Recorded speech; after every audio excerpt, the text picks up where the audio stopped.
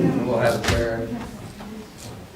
Pledge allegiance to the flag of the United States of America and to the republic for which it stands, one nation, under God, indivisible, with liberty and justice for all.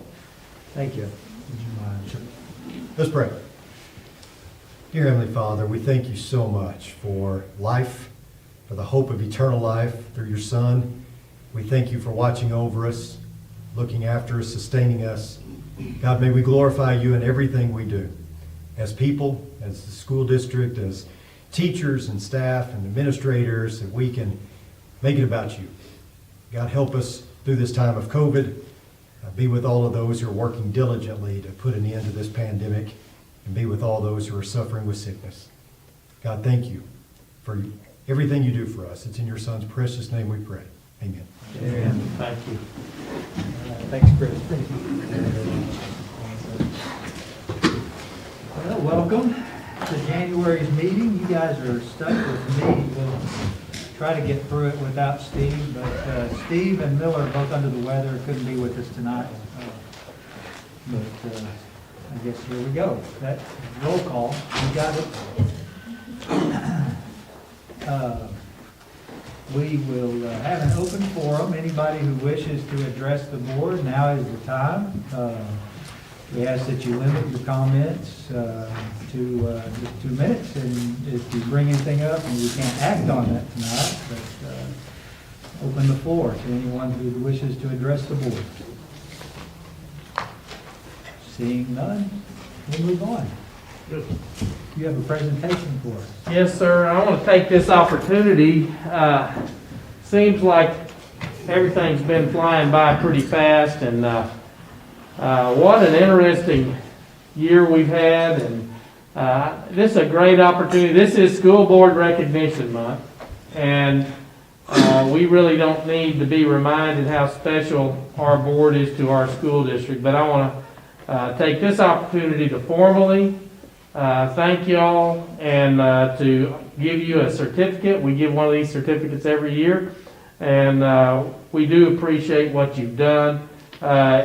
So this is for dedicated leadership in public education and continuing service to the children of this community. And again, I don't think that we can state how important y'all's roles have been, in particular in this year. The average year, we appreciate you, but this has really been a challenge, and I know the folks in this room really appreciate the support we've received from y'all. So if you would all give our board a hand around the applause.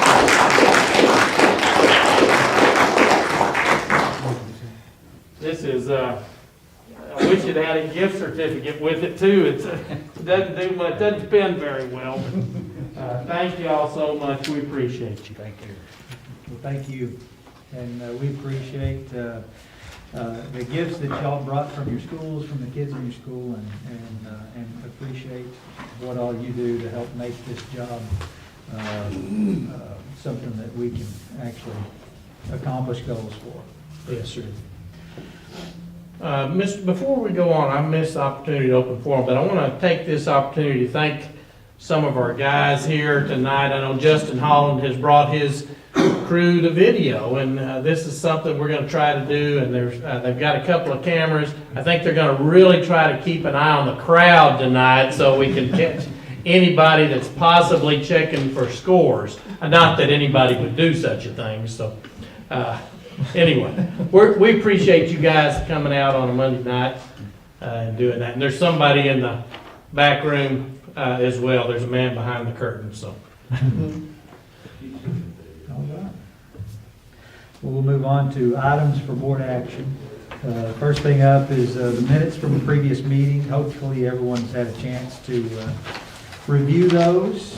If anyone has any corrections to be noted.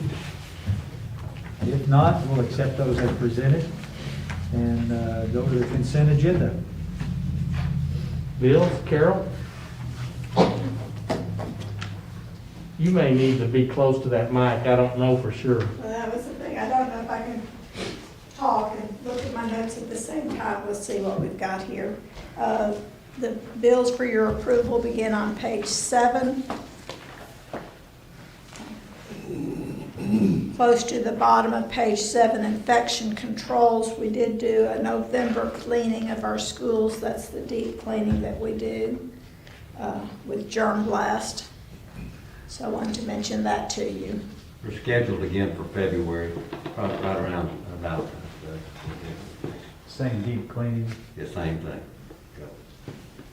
90-day residual, etc. We'll do the doghouse and everything, all equipment. Page 8 has got our payroll for December, 2.5 million.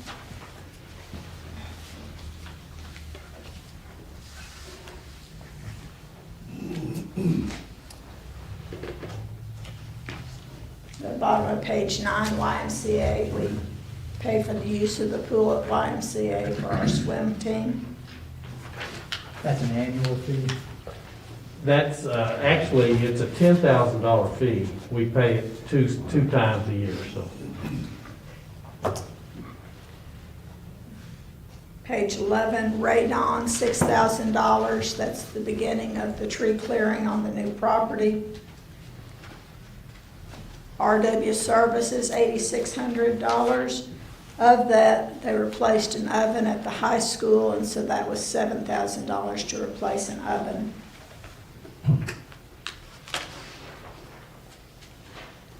West Go Fuels, close to the bottom, $11,862. That's 2 deliveries of fuel.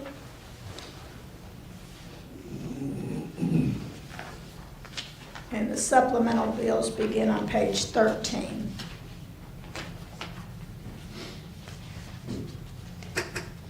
The communities and schools, $34,000. That's a second payment for our staff there, the 2 staff that we have.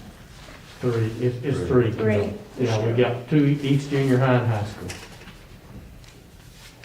And page 14, $238,000. That's the Kibler fee on our new campus construction. And Taylor Electric, the electric bill, $41,000. Are there any other questions on the bills portion of the presentation? Did I see 2 bills for fuel?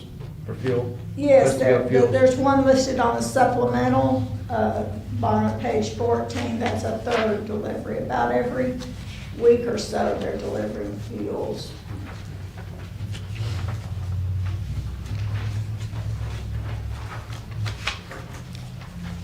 Page 16 has got our cash balances for all of our accounts. The end of December, $27,236,000 compared to a year ago of $25,700,000. You'll see the balance in the debt service at $3.5 million plus $129,000 in the Lone Star account. On February 15th, we'll pay out $3.9 million in our bond payments for 2015 and 2018. This is at the end of December, so just in the first week of December, we've had additional deposits. So there won't be any trouble meeting that amount that we're owed at the end of February. And we're really at our high point for money in the bank because this is the time of year we don't receive any state funding until April. Carol is. Probably more like July.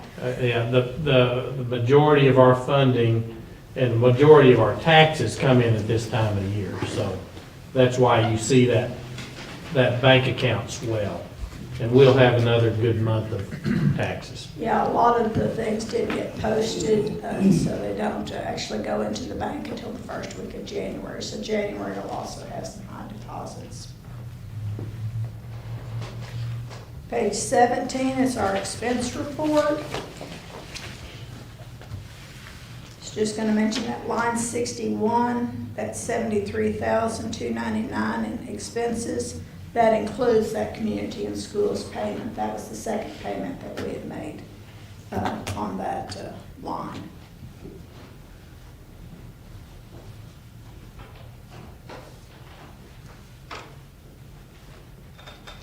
Page 18 has got the revenue accounts. You can see the top line, 5711. That's our tax revenue. You can see we're at 66%, which is pretty much matches last year's where we were.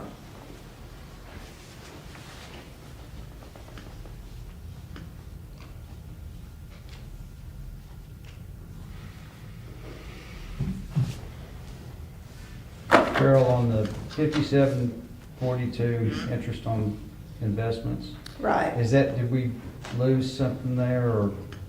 Well, I think we started losing that interest about March of last year. So it went down to pretty much nothing, so. Okay, that's kind of what I remembered. We adjusted the revenue somewhat for this year, but still, it's not what it was a year ago.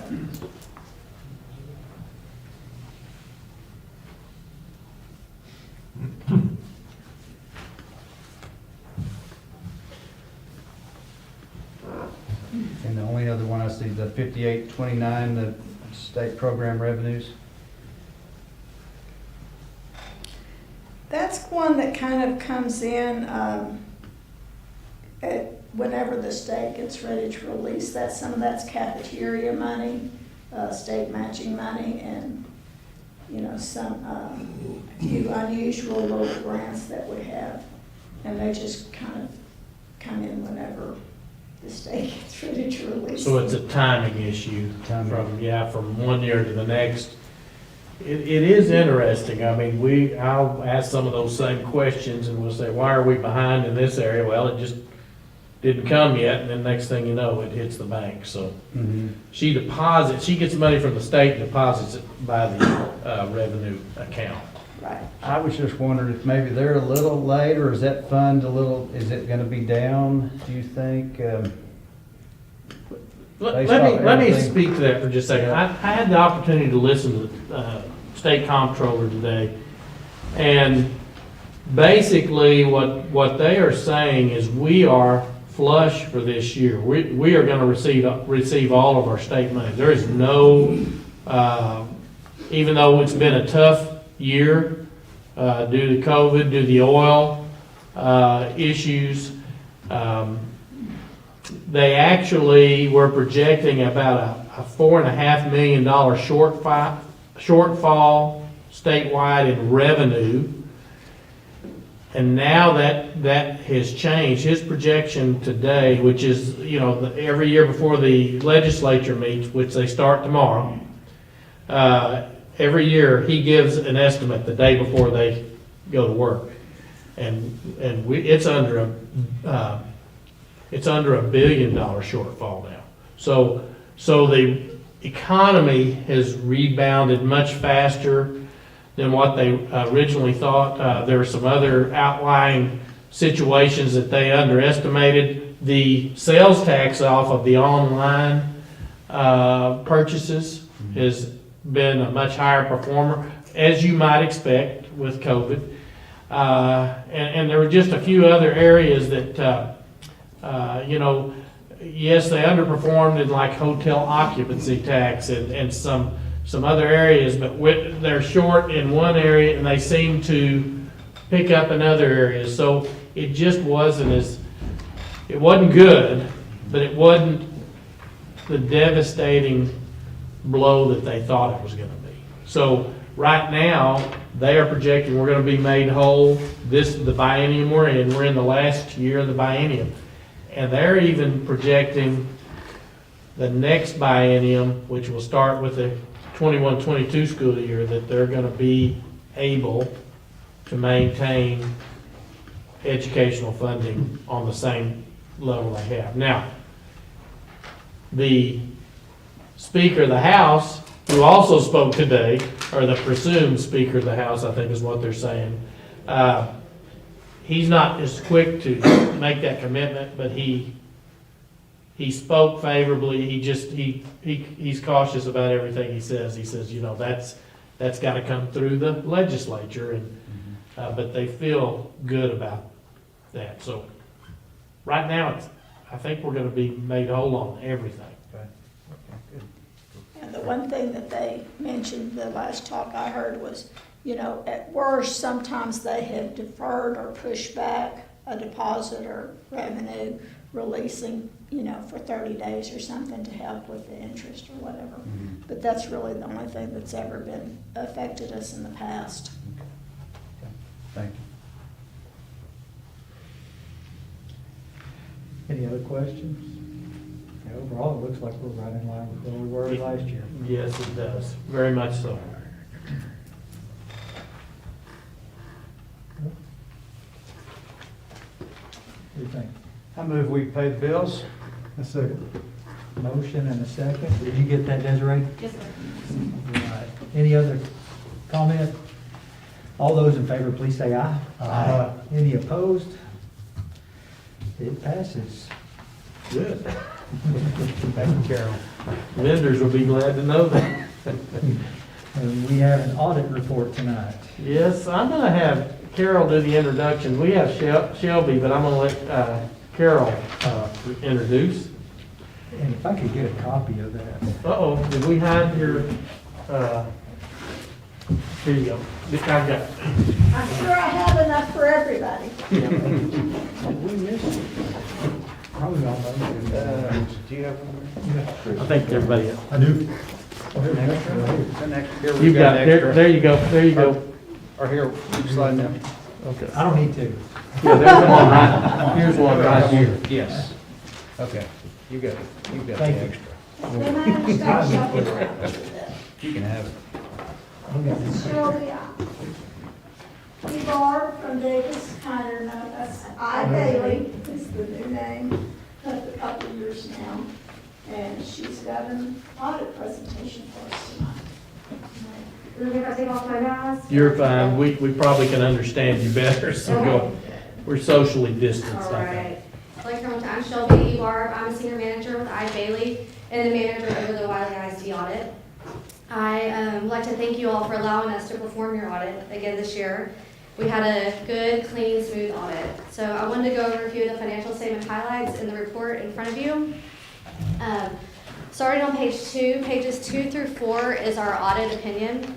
In our audit opinion, we identify management's responsibility for the financial statements as well as the auditor responsibility. Management's responsibility is the preparation and presentation of the financial statements and designing, implementing, and maintaining internal controls. Our auditor responsibility is to express an opinion on the financial statements. We've expressed an unmodified or clean opinion on the financial statements. On page 16 of the financial is the balance sheet of governmental funds. So this year, total assets were $16.7 million compared to $19.4 million in the prior year. That decrease is primarily due to the payment on some final construction contracts at the beginning of the current year. Total liabilities and deferred inflows of resources were $2.9 million compared to $6.9 in the prior year. And again, that was due to the payment of some construction projects that were accrued for in the prior year. Total fund balance was $13.7 million compared to $12.5 million in the prior year, which is an increase of approximately $1.2 million. The general fund balance is $13.2 million, which is an increase of $1 million over prior year fund balance of $12.2 million. Fund balance is made up of non-spendable prepaid items, restricted, assigned, and unassigned fund balances. The restricted fund balance is for grants and retirement of long-term debt. The district has assigned fund balances for the purchase of capital assets.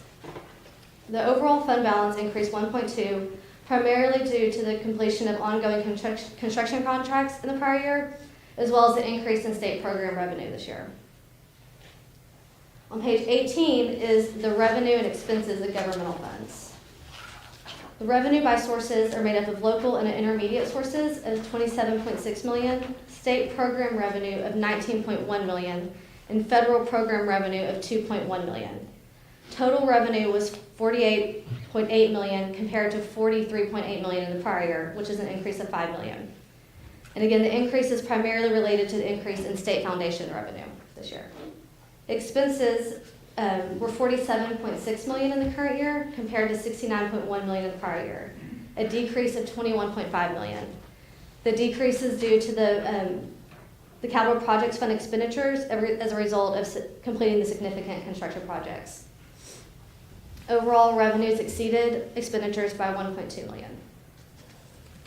After those financial statements is the notes to our audit report as well as some combining schedules. And we do have two other reports in there starting on page 66. That is a report over internal control and financial reporting and compliance. In that report, we're identifying no findings in the audit, so no material weaknesses or significant deficiencies were identified, as well as no instances of noncompliance. And then on page 68 is a report on compliance by uniform guidance, which is our single audit report. And in that report, again, we're reporting no findings this year. And the major program that we audited this year was the special education cluster. We also have a separate letter, and this is our auditor communication letter. And in that letter, we're noting that we had encountered no issues during the audit, and we're proposing no audit adjustments as a result of the audit. So again, a very good, clean audit. Thank you, Shelby. Any questions? I would like to point out, when she was talking about, like, for example, at the bottom of page 18, we've got the first column, which is the general fund balance. That's the number that I keep bringing up to y'all about how much money we have access to over last year. So that was up about $1 million, I think Yes, we sir. said. And then that 13.7, that's got some, they're attached to some other programs that we've got to spend that money in a certain way. But the 13.2 is what we're really applying to our construction.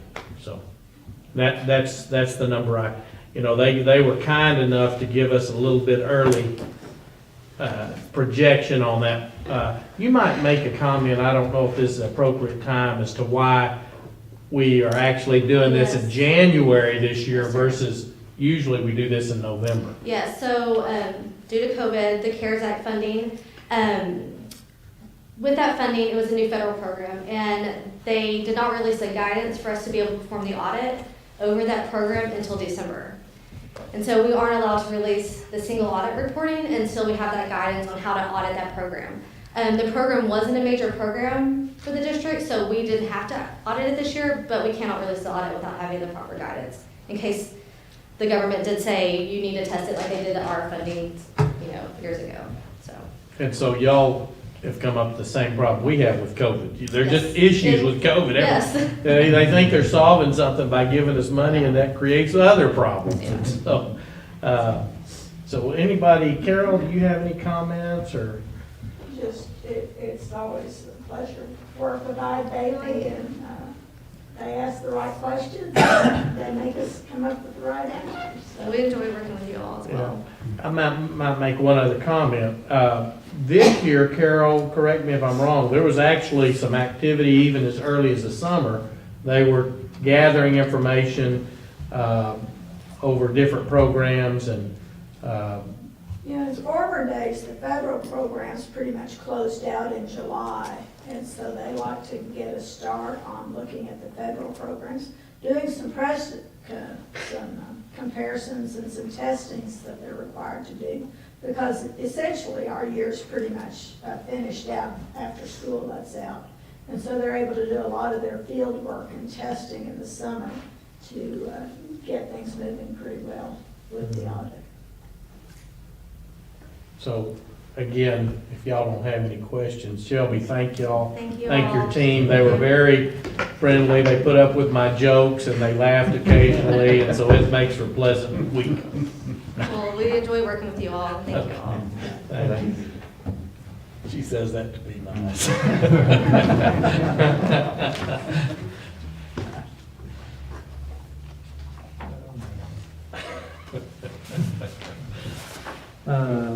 Do we need to approve that audit? Yes, we do. Yeah, okay. required action on I'll our. make a motion, we approve the audit presented as is. All right, Brad, thank you. Second. Second, all right. All those in favor, please say aye. Aye. Any opposed, like sign? It is unanimous. Carol, do we need these back for you? No, those are your copies. Oh, boy, Have some okay. bedtime reading. Great. Brad can probably understand it when he reads it, the rest of us might struggle. Well, I'm coming over later for next one. I'll do my best. Tutoring sessions. We're gonna change the order a little bit, and go with the construction update so that Charlie, I know he wants to stick around for the whole live show here, but. Thank you, Shelby. We'll cut him loose early. For those of you who don't know me, I'm Charlie Barnes with W.B. Kibler. I'll be the project superintendent for the new intermediate school. You might give a little background about what you've been, for different folks who don't know you. Well, I've been here since 2015, and we started out with a classroom addition, 30,000 square foot addition onto the high school. We completed that project 4 months ahead of schedule. We're very proud of that. From there, we moved on to the Performing Arts Center, 30,000 square foot auditorium. And if you haven't made a trip over there, it's a magnificent facility. One of the highlights of my career, I'll add. From that, I took over the Wylie East Elementary School. It was in deep trouble, and so anyway, we were able to pull that one out of the fire, and real happy about that.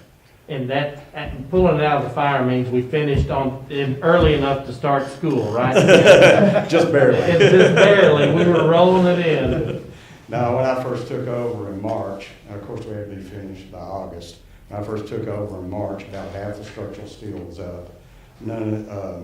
Some of the exterior framing was complete, no roofs on anything, nothing dried in and everything. So in basically 5 months, we completed that project. So I'm real proud of that. And I'll also add that I have a great crew here in Abilene. Most of those are local contractors. Sometimes we have to pull people in from other towns just to supplement the labor here. But anyway, that was a real accomplishment to do that. A superintendent I've worked with, Jason Harrelson, he moved on to complete phase 2 of the elementary school. And meanwhile, I moved on to the junior high school, 118,000 square foot new campus. We completed that in 12 months, which I think is a pretty healthy pace. I'll add that at the peak of construction, we had 107 men on site. So we had a lot of activity, 6 and 7 days a week, daylight till dark is not uncommon for us. So anyway, that's a little background for us. And once again, I'm just real happy to be here. Glad to be in a room full of old friends and coworkers, and back with my buddies on the crew. So far we've had several challenges. Of course, we were released in early November. I got moved on site. I got a call from a project manager, Charlie, we don't have a permit yet. We got one little problem with the sink in the kitchen. So I hustled down to the city the very next morning, 8:01, I called my building inspector. Said, hey, we got a problem with a sink in the kitchen. Can I go ahead and start knocking down trees, start clearing land and so forth? He says, well, let me check it out, Charlie. So he calls me a few minutes later and says, well, it's a little deeper than that, Charlie. And it's gonna take some doing to get the permit completed. So I said, hey, man, the meter's running, I got to go. What can we do? And he said, well, you can apply for a excavation and grading permit. So to do that, you'll have to produce a erosion control plan. So we made contact with the civil engineer, EHT. They put together a plan, took them about a week to do that. And then once they did, we made our application for the permit. Took about another week for the excavation contractor to rearrange his manpower and start moving equipment on site. So we actually started knocking down trees on the 8th of December. So, and then we had a challenge with the holidays. It landed just as we were trying to get the drawings completed. That set us back some, and I'm always happy when the holidays are finally over and we can get back to work. And then, of course, the weather. And What we do with our schedule, I changed it up a little bit this time. I've included a 28-day contingency for weather, and that's about 6 weeks is what that is. So I've got 8 days for the construction of the pad. We've chewed up about 5 of those days. I got 3 days of weather contingency left over. And we have about 20 days for the building shell. Once we get to the interiors, we should be out of mud. It shouldn't be a problem. So anyway, should be able to move along with that. Up to where we're at on the construction right now, we've cleared most of the land. We still have some trees on the outer perimeter to remove. We'll thin those out during the progress of the job. Right now, our main focus, I have 2 main focus. One is to get to the site, access into the site.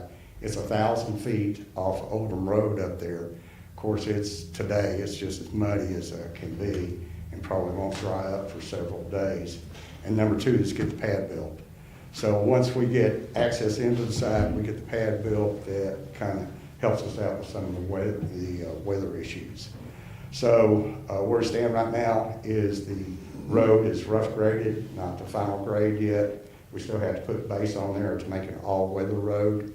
And then we started cutting out the foundation about a week ago. And right now, they're about 80% complete with the removal of the soil. And I would imagine by the first part of next week, we'd be down to subgrade, and then we can start hauling in base. I'll turn your attention a little bit to some of the photographs we have here. Up on the left, this is our access road where we cut through the mesquite and the bushes and all that just to get access to the site. And then the next process for us is to remove the topsoil on the entire site. So we lay out the entire site, all the areas that are going to be disturbed, and we strip off 6 inches of topsoil. And what you see there off in the distance is a big mountain of topsoil that will respread once we're done.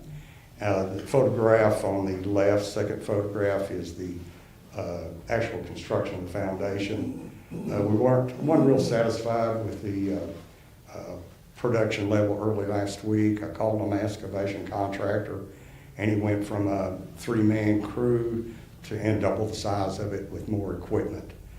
If you look at the picture up on the top left, that's a loader, and it really doesn't do justice the size of the machinery. The tower's about as tall as I am, and then the bucket will hold 11 or 12 yards at 150 pounds a cubic foot. That's about a 30,000 to 35,000 payload. So every time he gets into it, he hauls away quite a bit of dirt. So they have some massive machines out there, and no telling how much money too. But as I said, right now we're down to the subgrade. We'll scarify and compact that. Once the lab tests that and everything, then we'll start hauling in the base. We're forecasting about 2 to 3 weeks for the base. And by the end of this month, I expect to have the pad complete. At that time, we'll start moving in. We'll start doing our electrical rough ends and also our plumbing rough ends. To do that, we have to have the kitchen shop drawings complete. And of course, that's part of the interior package. But I got my project manager. We've made arrangements for them to go ahead and start on those. That tells us where all the plumbing stuff go for the kitchen. And there's so much equipment in there that it's all real critical. So you have to be dead on the money for those. Also, we're trying to get power to the site so I can get some heat in my trailer. And we got started on the underground last week. Of course, I think it'll probably be about Wednesday or Thursday when we actually get back on site and start moving around. Hopefully by the first part of next week, that will be complete. After that, we have other utilities we have scheduled. We can go ahead and do the communication lines that are running next to it because it doesn't have to be permitted. But before we start the underground for the plumbing and electrical, all of those require an inspection. So we'll have to have them permit by then. So we met with the architect last week, made some calls down to the city, and hopefully we'll have our permits sometime next week, and then that'll let us turn on for all the rest of the utilities. So pretty much we're tracking as planned. Things look good to us. I'm going to stretch out and make some predictions. By the end of this month, I should have a pad in.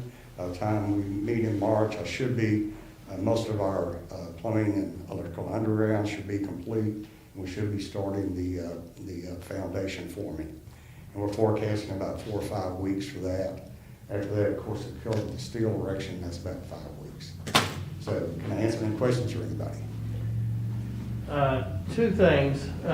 First of all, y'all know that the agriculture community ought to give us a little kickback every time Charlie comes to town, because we always get a lot of moisture when Charlie's starting a project. You know, we couldn't hardly get to the Performing Arts Center forever because we got so much rain, and here we go again, Charlie. So I've decided the Rainmaker is a tag I'll take. The other thing Charlie mentioned is we were down talking to the architect last week. That's when I got the little bombshell that we received from TxDOT in regard to what we felt like we'd already cleared this hurdle, but apparently they by the time that building is to full capacity, there should be over 900 kids. That's when we do phase 2. So we're a ways from that. But TxDOT basically says that before, the only time they have control over us when we're putting in our approach to the drive and everything is phase 1. So they said, we're going to require you to improve Oldham Lane even though you don't need to yet. Well, that's a pretty significant cost, and it really is. It's about $500,000. You know, that's not something you have planned for. Now, I would say this: I've already made some adjustments. From what I understand, they're not. This is kind of a dance that you do. You find out something new. You make a proposal. When you have a limited amount of finances. If they're adding $500,000, now I'm looking for a place to make some of that up. And so we have proposed that we've got a back parking lot and a big circle, the drive that goes around it. Well, that's a lot of cost that really is part of the phase 2 issue. But we were planning on doing it because we're eventually going to have to do it anyway. So my first proposal, we'll see how it goes, was to try to scale back on the parking lot and some of that drive and see how they doesn't sound like, my first report is they weren't real fired up about it. So we'll continue to work to try to balance that, but you know, that's again, that's a crucial amount of money that's going to be diverted. Now, the other thing that we're working on is a deferral of improving Oldham Lane to when we do add the second phase, but asking the city to be the enforcer of that.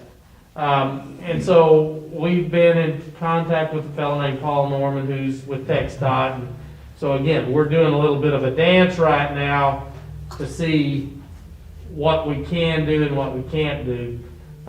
Again, my goal is to try to do whatever we can to get that thing ready on the time frame that we had shared with y'all, which is next January, a year. So I know I communicated that to you in the board letter, and I just wanted, if y'all have any questions in regard to that, I can try to answer them. I went down today and met with Steve Ellinger at about 7:30. You know, he doesn't look real good at 7:30 in the morning. I'm just saying, I looked a whole lot better than you. If you're listening, Steve, you can thank me for that. Anyway, I think we're going to resolve it, but it is just an issue that we got to work through. So far, no foundation problems like we ran into over at the elementary? Oh, no. Okay. No, according to the geotechnical report, it's about 15 feet before we start hitting gravel and rock knolls. So our foundation's spread footings, there are no piers on the job. We're only going down about 2 foot, 3 foot behind the spread footings. So it shouldn't be a big deal. I'll add that the new intermediate school is pretty much an exact footprint of the elementary school the job was talking about earlier. And, we can knock out the foundation. We're going to split it up into 2 phases on the foundation. First of all, we're going to try to do the kitchen and the gym area. Got a lot of masonry, and it just takes a lot of time for those areas. So they won't be first on the phasing list. But anyway, I'll get my old crew back, get Patricio Sanchez and his gang of 18, 19 concrete guys, and they'll bang it right out. Those guys will work you to death. They love to work daylight till dark and 7 days a week, and I'm always glad when they're done. So. Anyway. Thank you, Charlie. You bet. Appreciate it. See you later. All right. Yeah, it's a lot of work clearing has taken place. You can see it from Holden Lane. Yeah, if you drive by the area, I think it looks a lot better already, just the clearing of the trees. All right, we will move back up to considering the approval of a resolution for extension of time. I'm gonna ask Mr. Vaughn, he is my resident expert on EFMLA and all of those issues. Okay, as you recall, back in April, I believe, federal government issued the Family First Coronavirus Relief Act. Included in that was the emergency paid sick leave, which extended 10 days of paid leave to help with coronavirus situations, and also the Emergency Family Medical Leave Act, which basically stated is if your child's daycare or school is closed down for any length of time, that you would be covered under this act as well. This expired December 31st. Through that time, we had right at, the number I have is 177 staff, that maybe give or take a couple, that were able to take advantage of that within the first semester. With it expiring December 31st, already this first week back, we have 5 or 6 folks that have contracted COVID, and we'd like to be able to extend them the same opportunity the remainder of the school year.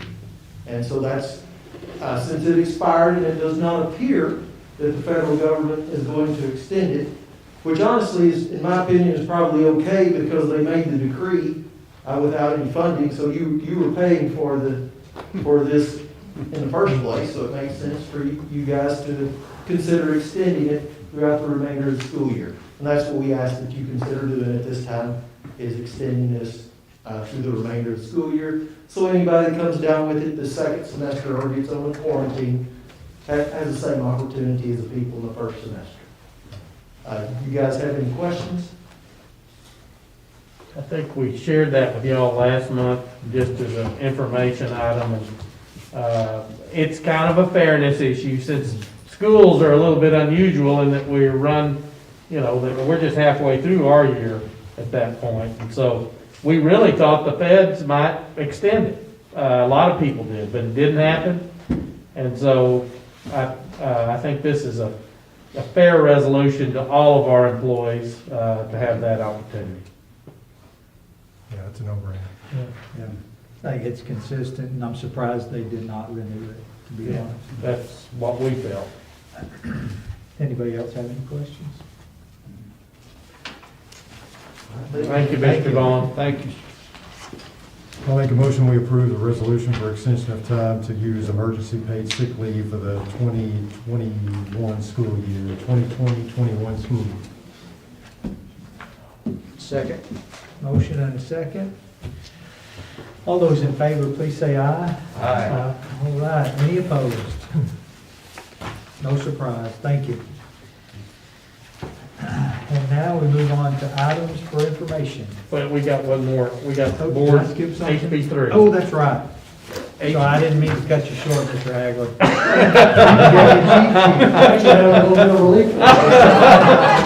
I was thinking he paid you for that one.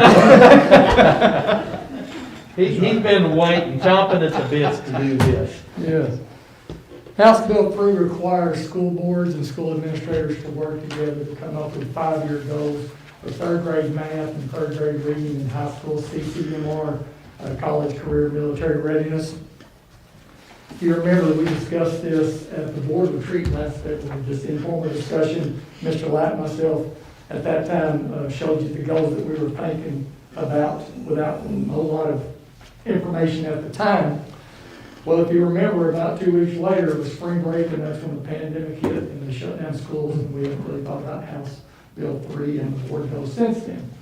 Actually, TEA set that deadline back. The first deadline, we were going to have to, at a board meeting, propose those goals to the board once again, and y'all have to approve that. It's been postponed until January of 2021, so here we are again tonight, going over this again. So if you'll look at the charts that I provided for you, you see the first chart is the green one. That's the goal we're going to set for third grade reading. The blue is third grade math, and the brown is the CCMR. I gave you a cheat sheet. If everybody can find the sheet, I set it at your desk during the break. I think this will help us out understand the goals a little bit more than the information I provided in the first place. Please understand that when we visit with you about these goals, there's a lot of uncertainty because changes in upcoming tests. There's a lack of data because the test did not take place, the assessments did not take place last year. And also we're setting goals trying to raise our scores, and we already have very high scores. So those are the situations, the ones that we're going to deal with. So let's look at the first one. In the green, Early Childhood Literacy Board Outcome Goal 1, the percentage of third grade students that score at the MEETS level or above on STAR reading will increase from 58% to 61% by June of 2004. Usually when we talk about STAR with you guys, we always talk at the approaches grade level. Approaches equates to pass rate. When I presented the district improvement plan last month, we talked about our goal being 90% for all those subgroups at the pass rate, at the approaches level. And if you see, that means students are likely to succeed in the next grader course with targeted academic intervention, which means we have intervention periods at all the campuses. We do tutorials at some grades before and after school. We provide summer school to get those kids where they need to be for the next grade level. But when TEA put together the board goals, they set that at the MEETS grade level. Students have a high likelihood of success in the next grader course, but may still need some short-term targeted academic intervention. So when you look at this first goal, when we say that our baseline is 58%, that probably kind of sets you back and shocks you because we always talk about a pass rate. So that's why I wanted you to understand the difference between MEETS and approaches.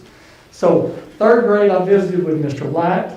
Alan Ritchie's our consultant out at Region 14. He gave us a lot of guidance. Of course, I met with the principals, Mr. McMillan, Mr. Boone, whose campuses have the grades that this affects. We also visited with Holly Cooper quite a bit about all this. So we came up with a goal of 58%. You see that in the yellow on 2021. The target, and if you're having a hard time looking where I'm talking about, we're wanting to look at the all category. That's all of our students. Baseline 58%, that was set in 2019. Of course, we had no data in 2020 because of the pandemic. 2021, 58%. Our goal is to equal what we did 2 years ago. That's a very lofty goal. Think of the things we've gone through since 2019. We had no tests last year. Our kids have been through a pandemic, 10 weeks removed from school, no normal summer school sessions. We get back this year and a bunch of them are at-home learning. We've had difficulties with that. There's a lot of situations that have occurred that's going to make that goal very difficult to attain. But we decided, let's go ahead and try to get where we were 2 years ago. Please understand, if we don't meet these goals, not just Wylie ISD, but all the schools across the state, they're going to reevaluate these. And I'm pretty sure goal 1 and 2, we might have to change those goals. in September. I can guarantee you the CCMR will have to change. There's no doubt about that, and I'll explain that in more detail here in a minute. So if we set that goal at 58% in 2021, that's for all students.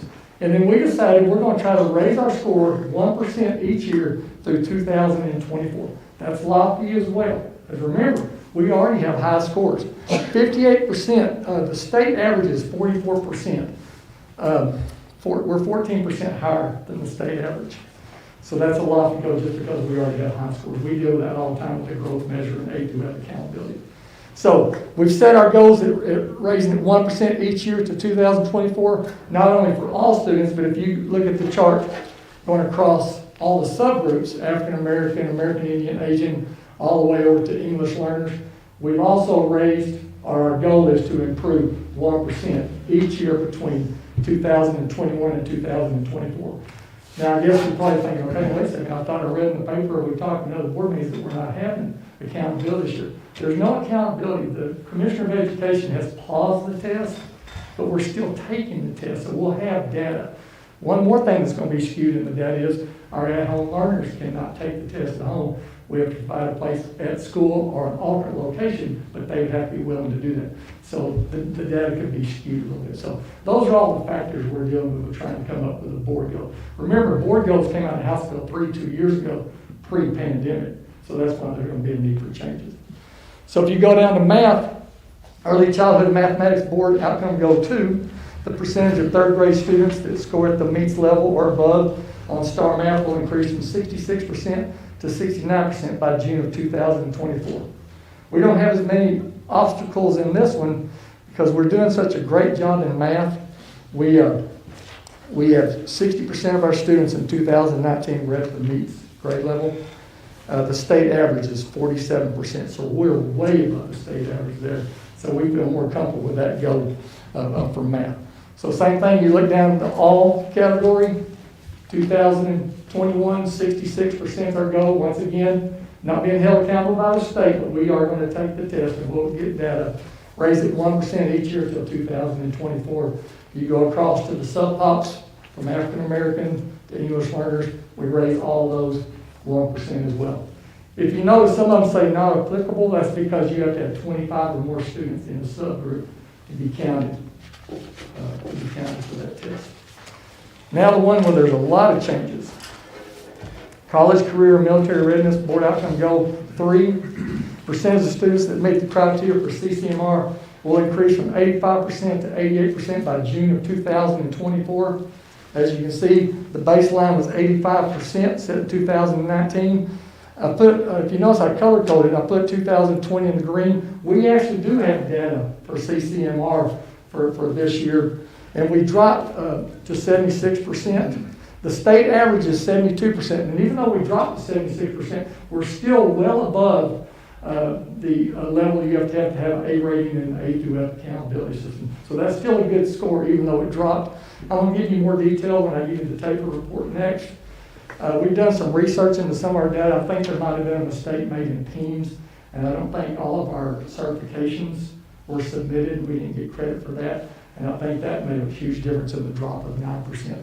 We started digging into that last week, and I just hadn't quite got enough information to report to you with of how that didn't get reported, and if it did get reported, how we can correct that in the future. So 2021. So just a little more on that, just real briefly. The reason that we have some certitude that there was a mistake made, because they said we had zero. Well, we had one teacher that had 19 or... Yeah, I talked to Reagan Berry last week about this, and she's the director of our CTE, and she used to work in the classroom that did some of the certifications, I believe, in the business department. She knew full well that even just in her class alone, she had students that got certification. So we know there's an error there. How much it affected our score, I do not know. But I want to keep reemphasizing that even with the lower score, we still rated an A on A2F accountability. So and I'll show you in the tape report where we see that data in a minute. 2021, we want to get back to where we are at the baseline in 2019. That's going to be very difficult. Let me quote the accountability consultant out of Region 14. Setting goals for CCMR in 2021 is like shooting in the dark. Let me explain why. There's so many changes coming up. Right now, we can't get any information from the Department of Defense. That's one way students can get points on a CCMR skill, because they're trying to protect the privacy of the students who have enlisted into the military. Define CCMR. College Career Military Readiness. So if you're in the military, you get credit. That's a small portion of our score, but still, if we don't get to count a student, it hurts. Now, this is just not Wylie ISD. Everybody in the state's going to have to deal with these changes. A bigger one is CTE coherent sequence, which is aligned with an industry-based certification. If a student took a course in previous years, even if they didn't get the certification, they got a half a point. We got a half a point on the scale. They're considering, or they're saying they're no longer going to give that half a point. But their last notice I got from Region 14 is they're reconsidering that idea. So once again, we're trying to set goals for the future, but we really don't know what the formula is going to be. Also a big one, colleges right now are not requiring ACT and SAT exams because of the pandemic. And so kids can't get credit for taking those scores and getting high scores. And also we have at-home learners who are in CTE courses. Well, they cannot take their industry certifications also because those have to be taken at school and they're not coming to school. So you put all those factors together, it's kind of hard to set a goal until we get new information from the state. So we're still going to stick with our goal, 85% up to 88%, but this one certainly in September when I come back to talk about board goals, we're going to have to change the goals on that one for sure. Now, we do have to get this approved tonight. If y'all feel like these are good goals, you do need to know that in the next couple of board meetings, I'm going to start talking to y'all about a calendar we're going to put together where I'm going to report quarterly. One of those quarterly reports is going to be the CCMR and third grade math and reading. The other three, we're being required to show growth measures in pre-K through second grade. So we're going to be evaluating the data from those instruments and reporting y'all every 3 months how our kids are doing at the lower grades. Now, we didn't need to have that discussion tonight. I'm just letting you know that's on the agenda later. But I do have to have these board goals approved if you agree with them. Are there any questions? Now, I'll just be very curious to see what the last 9 months, how long those effects will linger on being able to accomplish our goals. Yes, sir. We're all concerned about that. One big thing that we're going to start talking about as an administrative staff is what can we do starting in spring with remediation, intervention, but probably more important, what are we going to do in the summer? Now, I know what a normal summer school looks like, especially for the lower grades, but we're going to have to readdress that and see, how many kids are we going to need to put into summer school? How are we going to staff that? Because, there's a lot of uncertainty there. But once we are able to take these exams, that might give us a good idea. I know our schools right now are already starting on their second benchmark, so they have a pretty good idea where they are. Yeah. That's what I wondered, is how you're assessing the deficiencies and We do a beginning know of what the year, to middle of the address. year, and end of the year, so I'm anxious to see the second round of benchmarks, how much progress we've made. What a challenge. Well, great leadership back here, great teachers and great students, we'll meet the challenge. Do we need to approve We this? do before need to we move approve on? So I move we approve the HB3 board goals. Second. Motion and a second. Did you get those, Desiree? Yes, sir. All righty. Thank you for explaining that. Any other questions? All those in favor, please say aye. Aye. Any opposed? All right. Move on to our public hearing on our academic performance report. Before we have open it up for public hearing, I'd like Mr. Hagler, while he's on a roll, to just continue with our, give you a quick presentation on our Texas Academic Performance Report. A quick presentation on a 28-page document. I know I had an opportunity to look at this document. It can be overwhelming. There's a lot of data in there. My goal tonight is just to summarize and hit the highlights of things that I think we need to share with you. I've divided it up by categories and topics here. I'm going to talk about pages 29 through 39 first. That is the STAR and in-course assessments. This is going to be real easy to cover. Because if you look at page 1, it says no, not rated, declare the state of disaster. There's no changes on the taper report, Texas Academic Performance Report, from last year and the one I have now. So this is the exact same report you had last year. So really, we don't need to go over this. But certainly, we want to remind you that if we did take the time to go over this, you would see that every one of our campuses received an A rating and A direct accountability, as did our district. So we do want to mention that for sure. So shouldn't have any questions over that since there's no changes. Pages 40 through 43. You need to understand that in a normal year, those first couple pages would have been last year's seniors, the seniors of 20, that would have been their scores. But when you get further into the taper, they track students over a period of time. So pages 40 through 43 and actually through 48, we're not talking about last year's seniors, we're talking about the class of 2019. Let me make sure you understand that. This information, that's the reason why we have data. It's not last year's class, it's the class of 2019 because they're tracked. They're actually tracked all the way back to 2016. You'll see the terms in here, longitudinal rate from 4-year to 6-year. They track a kid from their freshman year in high school till 3 years out of high school. And the reason they do that is your scores can actually go up because what we're talking about here is attendance, graduation, and dropouts. Well, you can be a dropout, but you can re-enroll. So they may show up later. Or you can fail your senior year and you re-enroll. And what happens more likely is a kid goes off and takes their GED, so they get credit. So that's why they track them over a 3-year period. So the goal of the district for this report on pages 40 through 43 is to have high attendance, high graduation rate, and low dropout rate. And if you look at this data, that's exactly what you see on pages 40 through 43.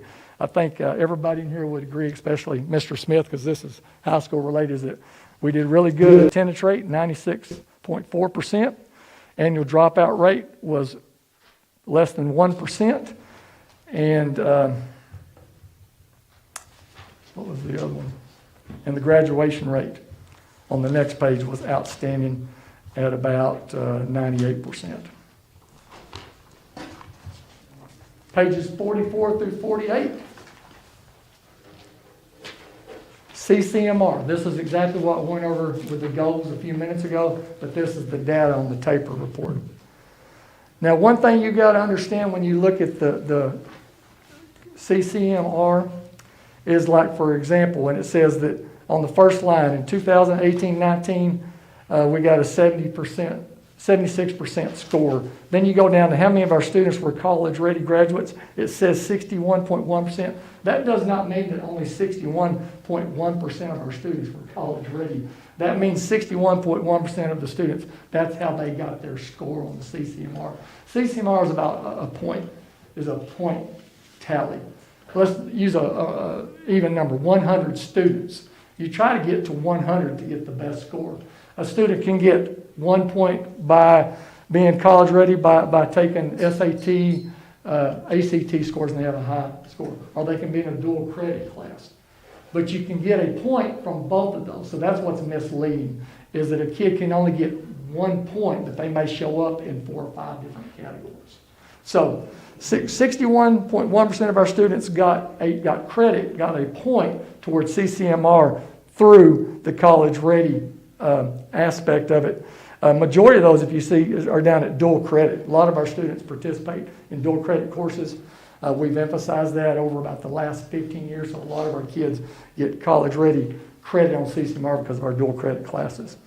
When you go down here and you look at the different things, y'all have already talked about dual credit, you see only 13% AP. Now, our students do a great job on passing their AP exams, but a large portion of our students go the dual credit route instead of AP. So there's another example of that. CCMR, military-ready graduates. If you look at the very bottom, here's the one that I've highlighted, the one we talked about a second ago. 2018-19 approved industry-based certification, 0 students were given credit for that. Pretty big red flags when we know that's incorrect data. And like I said, once we figure out how that's getting reported on teams incorrectly, we'll get that corrected. Over on page 45, CTE coherent sequence coursework aligned with industry-based certifications. 72.5% of our kids got a half a point credit there. That's what I was referring to in the board goals. That's the part of CCMR board goals that the state's considering changing. Hopefully they'll change it back so we can get this credit. You can see only 1.5% U.S. Army enlistment. And I believe that's the main things I wanted to share on that. On page 47, I'm sorry, let's go back to page 46.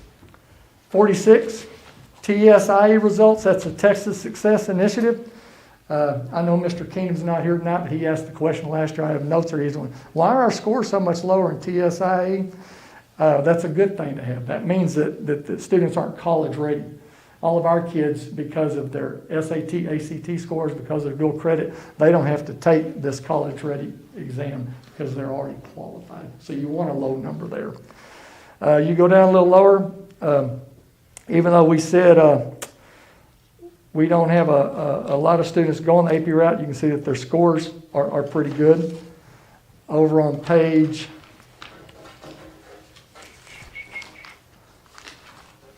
47, SAT, ACT results.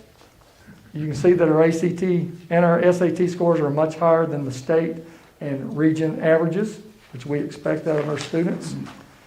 And then also on page 48, the last thing I want to share with you is graduates enrolled in Texas institutions of higher education, 73.2% of the 19 class enrolled in higher education. The rest of the taper is just district, student, and staff information that's pretty much self-explanatory. I know that was a lot of information. I know Mr. Light's looking at me because I went too long. Are there any questions? That does not have to be approved. That was just... We just need a public hearing now, if there's any public input into that process. No questions? Thank you. So, I'll say you distilled a lot of information into a very efficient report. That's good. I'm gonna have to remember that. And I'm going to find out how that didn't get reported. We got to get credit for those certifications. Sounds like a bad machine or something. All right. And so we open the floor for public comment. Being none. Thank you, Mr. Hagler. And now, we will move on to items for information. Here we go.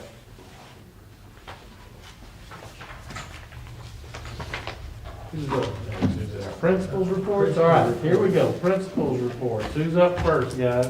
Gals? Y'all are shy. Come on, Miss Salmon. They wanted me to show a timer today, but I'm not gonna do it, so. I want to thank y'all for your support and dedication of the Wylie ISD and the community and the students and the staff, and we really appreciate y'all. Thank you. Okay, so on my report, you'll see at the top our enrollment, and we did get another student on Thursday to early childhood special ed, so now it's 20 there. And just to note, that does not include our full-time students who are served under the special ed umbrella. Those are the ones that are part-time there in the 20. Okay. We, starting tomorrow, are going to test 38 kindergartners for 3 days for GT to see if they qualify for GT. So we're going to start that tomorrow.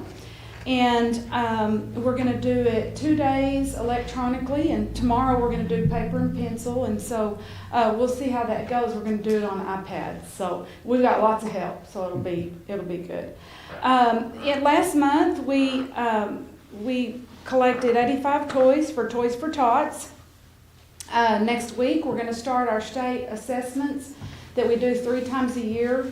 We're going to do them in pre-K and in kindergarten, and they're the middle of the year. And then in February, our teachers will be able to let the parents know of anyone who might need to TK or placement back in kindergarten and that kind of thing.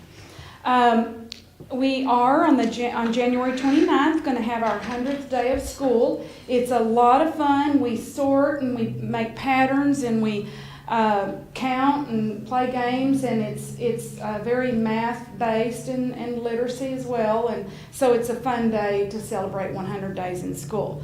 Then on February 10th, our Middle Clear Fork soil and water conservation posters are due to the Abilene Library, and we pick 4 of those from the campus, and then they decide if there's any district winners.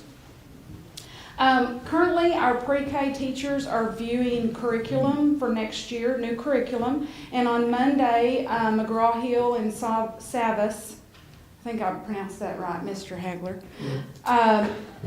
who used to be Pearson, they came and presented, and so we're looking at some new curriculum, and on Wednesday, we're going to have one of our pre-K teachers go, well, it's a virtual curriculum display at Region 14.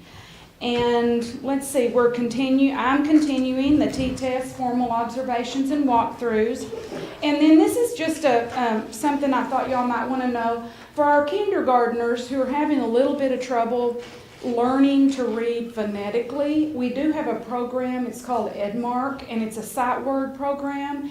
And so Jana Emmons, she's our special ed teacher in kindergarten, she is now pulling about 19 students for that program, and they spend about 15 or 20 minutes on it. It's a very good program. So I think that's all. Any questions? No? Okay. Thank you. Appreciate it.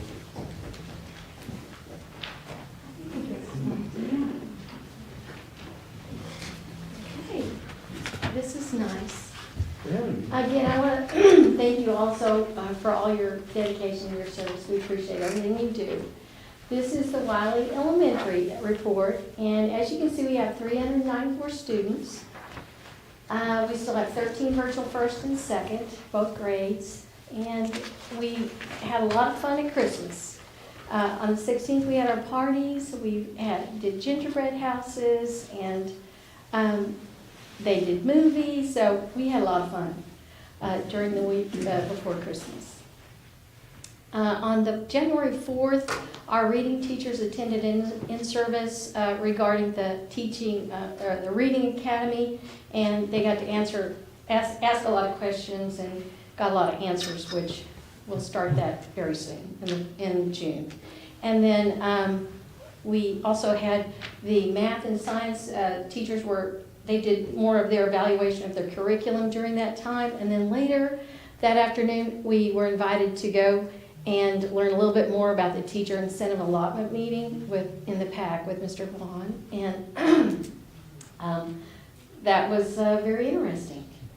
The teachers they're excited about extra pay, but it is going to be a lot of work. And as you can see, the future events, it shows that on the 12th and the 22nd and the 28th, the lead teachers, myself and Casey Todd, will be attending more meetings regarding the incentive pay, and I gave you some of the designations there that gives you an idea of what the pay can be. And they're excited about that, especially the national board certification that allows them to make an extra $3,000. So they are happy to have that coming up if they can meet the requirements. And then we have our in-class testing, 19th through the 26th, class pictures, and then we have a UIL competition March the 4th. The 2nd and 6th grades will go to Stephenville, and we'll compete with Brownwood and Stephenville. Okay, and then we're continuing to encourage our character counts every month. Okay, here comes the fun part right here. I always like to read to you some of the things that the children think. They don't really know what the school board does, but we always just tell them to write a thank you. And as you know, last year they appreciated all your vacuuming that you did. So these are always fun. This is, dear school board, thank you for the good lunch food, the awesome library, and the fun music class. This was, dear school board, thank you for helping us do our spelling words. Thank you for plunging the toilets. And this was really cute from Ryan Loudermilk Miller. I couldn't be here tonight, but her son, he knows what you do. And he said, "Dear school board, thank you for making our school a better place." From Ryan Loudermilk. And there you have it. Thank you, Ms. Thank you. Appreciate it.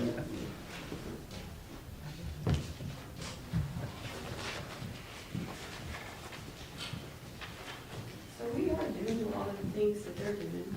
This is a first for me. I've never spoke at a music stand before. Well, if you want to break into song, go ahead. No, I don't Sing think your report. I don't think I just raise musicians. I'm not one. So, well, you can see our at-home learners there. One thing that I wanted to bring up, in November we had 57, January we had 56, but probably about 25 of those are consistently at-home learners from the beginning. The rest of them, it's a revolving door. They're coming and going and back and forth. And so that creates a struggle for us in the office to make sure we keep all that straight. Also, currently, we have 35 students that are quarantined, and this is mainly like their parents have a diagnosis.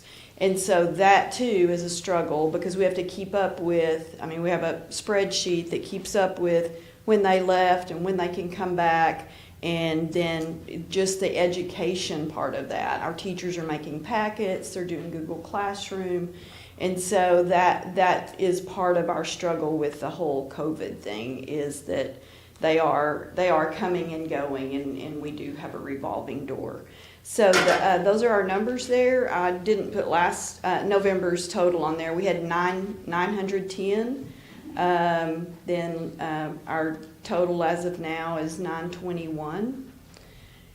So we have one teacher that teaches both kindergarten and first at-home learners. That's 28 students, and she has some help with those. And then second and third is taught by one teacher as well. She has 22. Right now, fourth grade is taught by a trio. They're one class in a trio that cycles through. And we're about to start working with Mr. Boone so our fourth grade perhaps can be done as a district, so they can be all together. And we're not using staff in that. I don't feel like we're utilizing that staff as much as we should.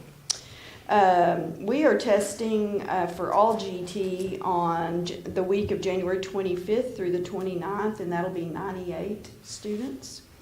One of our campaigns that we've not done before, we're about to start in February. The campaign's called You Are Loved, and that's for the Blue Bonnet Room at CPS. For those of you that don't know, the Blue Bonnet Room is a place where they keep diapers and clothes and blankets and some things like that for those kids that are taken in the middle of the night, or they're taken from their home and they don't have anything.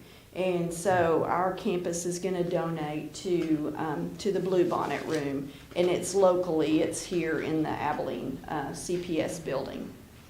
And so that's about it for us. So does anyone have any questions? Thank you, Ms. McGee. Appreciate it. Thank you.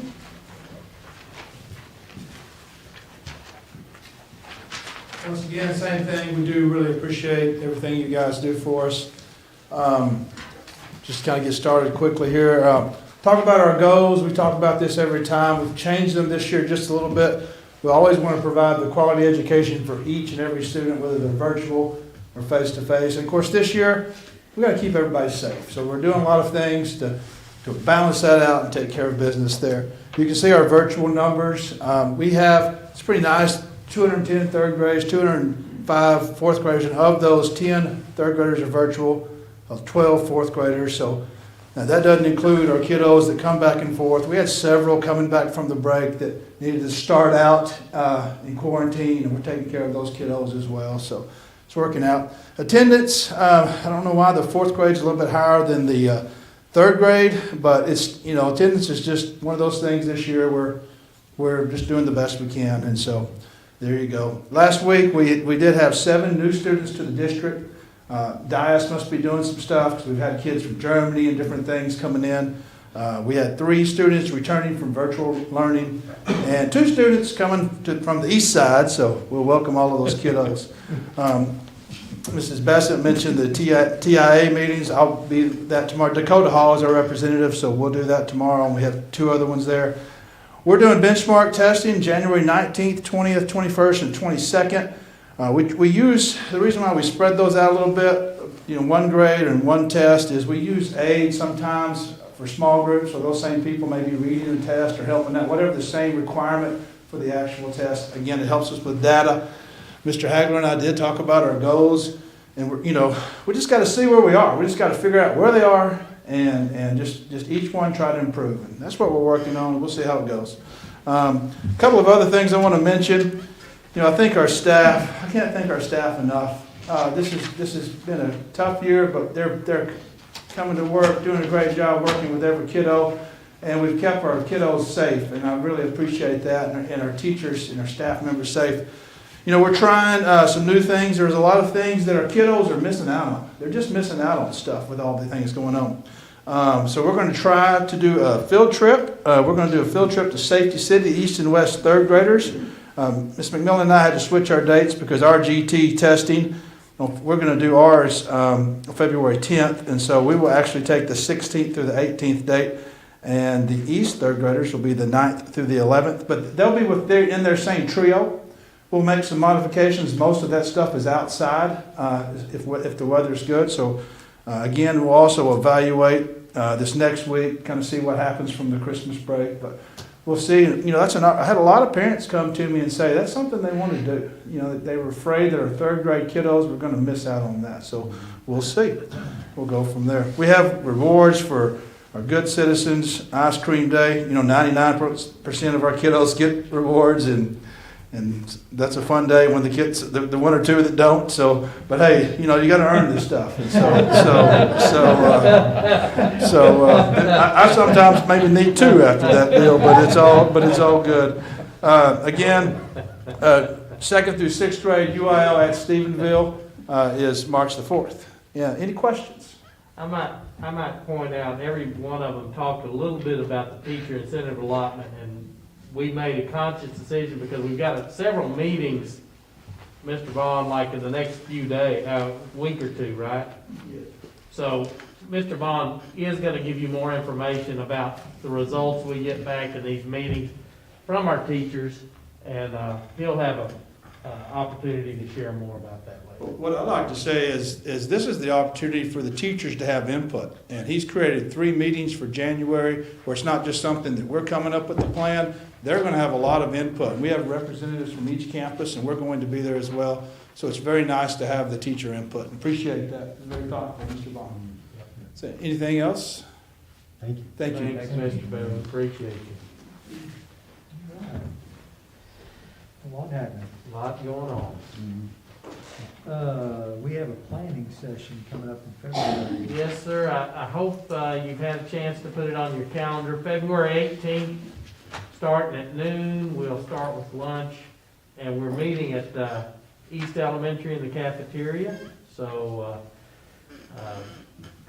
if you have any questions about that, I'll be developing an agenda, and if there's anything that y'all want to put on that we don't have, we'll be glad to do that at that time. It gives us an opportunity to do a little deeper dive into some of the subjects that we can't do in a normal school board meeting. So, And where is that? East Elementary.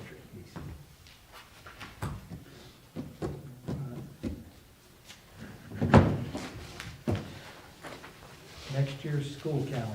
Yes, sir, on, let's see, what page? 62? Is that 62? Yeah, there it is, it's hidden. Let me just say that we are in the early stages of developing the calendar for the 21-22 school year. I've given you some information there. It's a little more than what I usually do. On the far right side, I've got a couple of times where it mentions about the total number of minutes that we must have, 75,600 minutes. That's at the top and the bottom. I've got the holidays listed there. I've got the number of days per month just below that. then the number of days per semester and the number of minutes per semester. Coming back and just looking at the calendar in general, this calendar is one day different from the calendar we're in right now. So where you look at August of 2021, you see August 11th there. Last year we started on the 12th. And it's just almost like that across the board. I'll make a couple of other comments. So again, this calendar is almost identical. A couple of things that are slightly different. Spring break, and I've got to apologize. In March, if you look at March, that says 7th through 11th, and it's going to slide a week. It's going to go the 14th through the 18th. This calendar that you've got in your hand does reflect this year, but I've already talked to all the colleges, and they're not going to meet the week of 7th through the 11th or spring break. They're moving their spring break to the 14th through the 18th, and we really need to match up with the colleges, Abilene ISD. We have so many folks that have their tentacles throughout this community, so that'll be moving a week down. One area that I've added, and I may say that we may add some more, are waiver staff development days, the green days. We did have the corresponding date to January 3rd. That was the 4th this year. I added one on April 18th, and we're probably going to move some 6 weeks. We talked about that at our last administrators meeting. It is really nice to be able to end the 6 weeks, have a work day with the 6 weeks, so the teachers can really kind of focus for that coming 6 weeks. The 15th is Good Friday, April 15th. April 18th would be the Monday following Good Friday. We might even add a few more of those when we get input from our staff, if that's a good thing. And so over on the far, again, going back to the far right-hand side, you see, if you look at where it says 76, 125 student minutes and 840 minutes for waiver days, that's because I've got 2 green days. We have 2 early release days, so that subtracts 240 minutes.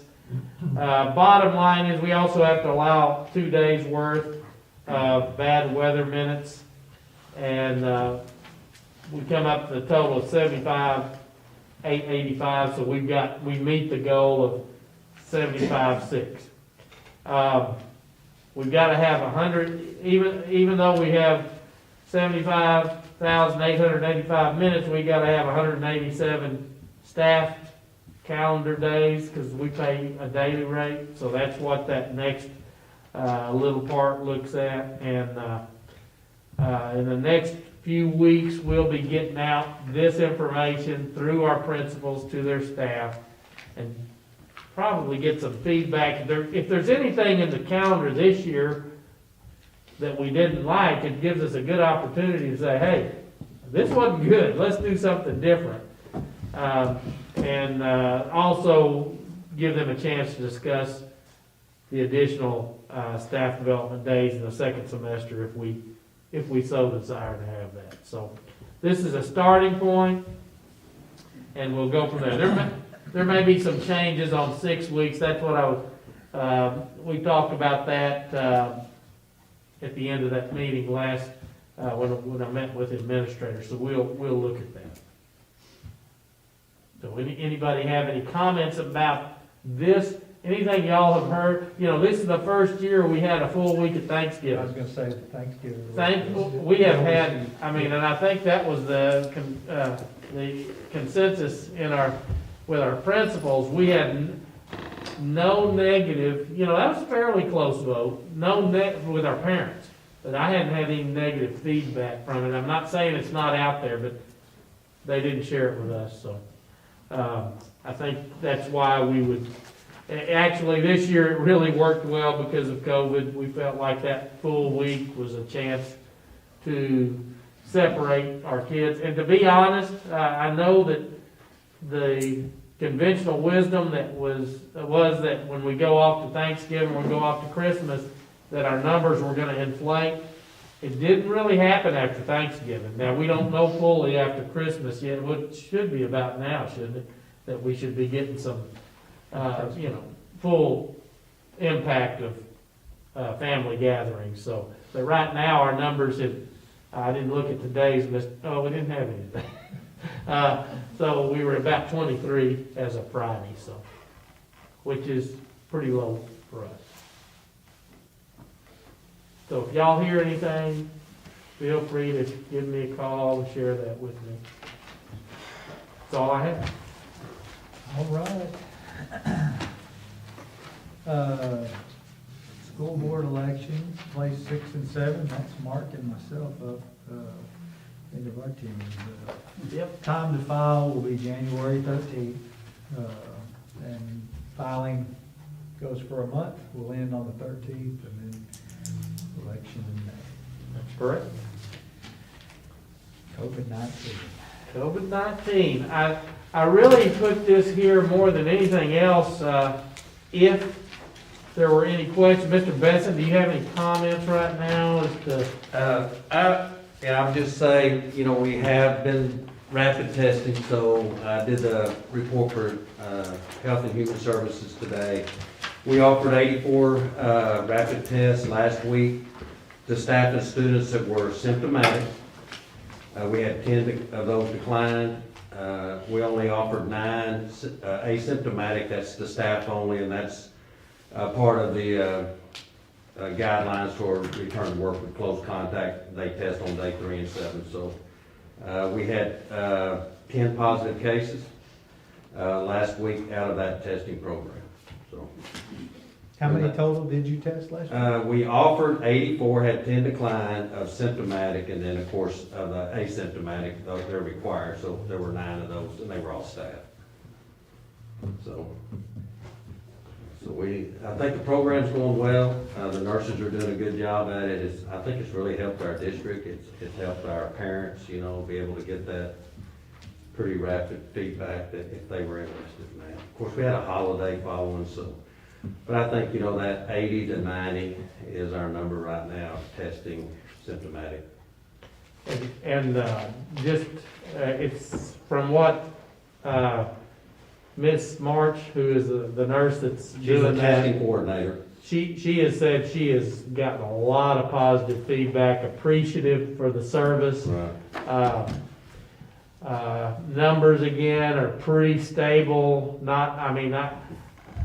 Our numbers have not been real reflective of the community numbers. We were high Early on. well before Thanksgiving, and then we in the community seemed to have an uptick later. Knock on wood. Knock on wood. Yeah. But right now, it's been, and we're doing a good job. Our quarantining and those people that have close contact, those that maybe do become positive, have not had close contact with school, whether they're staff or students. So that's helped us a lot. They were already quarantining because of close contact. So I think that's helped us to some degree. So pretty proactive in that regard. Anybody have any other COVID-19 questions? Stephen, you're in the middle of it, so I don't know I know it's not been good at the hospital. No, it's not. I'd say, it's great that our numbers for the school are doing what they are. And I think I would be very hesitant to change anything we're doing right now because it seems to be working for the school. And I commend you guys for what y'all are doing and being consistent in things. I would say that you might have seen that there are some school districts that are offering the vaccination program. That has not been offered out here yet. It's hard enough right now to get vaccinations, but some districts have been selected. I don't know if they've actually started. I know Austin ISD and Denison, there's a few of them up there, or Denton. So I don't really know how that or when that's going to happen. There's nearly 1,200 school districts in the state. So right now we're trying to get it to hospitals and nursing facilities and those kind of things. But if that's out there, they introduced it, and I'll keep you posted. So I think it'd be a great opportunity for the teachers Yes. if it's presented. And, you know, we do that with the flu. I mean, we've had in the past, McCoy's drugstores come out and offer that. It goes through our insurance and gone to campus, just to make it convenient for our staff, personnel to do that, so. We'll see. You know, something I would like to point, you know, of course, all these vaccinations would be voluntary, of course, and, you know, the testing program is voluntary. You know, we have really tried to be, in a position where everything we're doing, we are trying to give folks the opportunity to,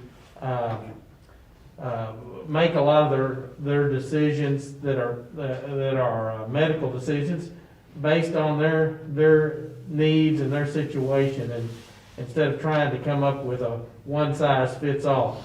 I'm not saying that everybody always agrees with that, but so far I think that has been a real positive. Some of the feedback we've gotten is that they want that control for their family.